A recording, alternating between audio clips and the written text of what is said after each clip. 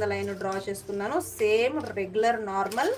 And ఇక్కడి నుంచి ఇలా 1 ఇంచ్ ఎక్స్ట్రా తీసుకోండి. ఇక్కడ నుంచి క్రాస్ లైన్ వెళ్ళాలి.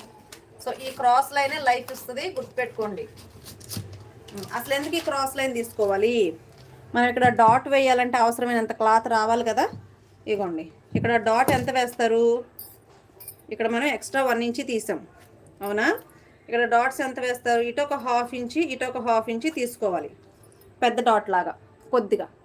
సో ఇక్కడ ఎంత క్లాత్ పడుతుంది? 1 ఇంచ్. అందుకోసం ఇక్కడ 1 ఇంచ్ స్పేస్ ఎక్స్ట్రా తీసుకున్నాం, అవునా? ఇక్కడ అలాగే ఇక్కడ మనకి డాట్స్ కోసం ఎంత కలిపాం? 1.5 ఇంచ్ సుమారు కలిపామా?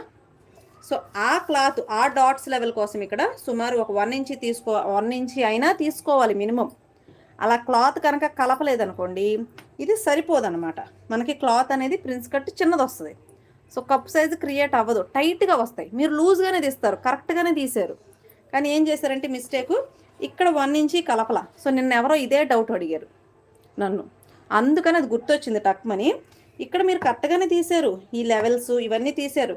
ఇక్కడ ఈ ఖర్చు లైన్ దగ్గరకు వచ్చేసరికి ఈ ఎక్స్ట్రా 1 ఇంచ్ స్పేస్ కలపల.